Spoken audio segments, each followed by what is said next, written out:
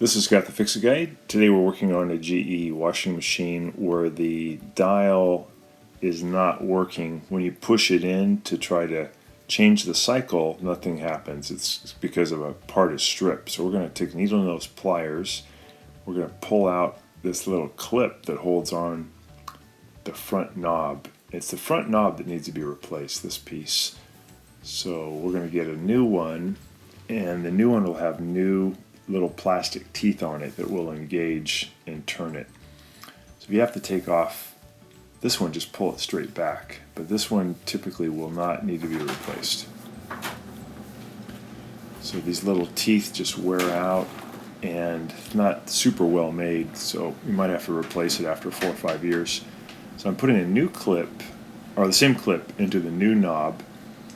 Just has a little slots that goes in, seated all the way in, and just like that, and then just push it on the little knob. It's kind of like a cam. It'll lock it into position, and you're done. And then you'll be able to turn it. It'll engage, and you will have just fixed your washing machine. So thanks so much for watching. Please subscribe to our channel when you get a chance.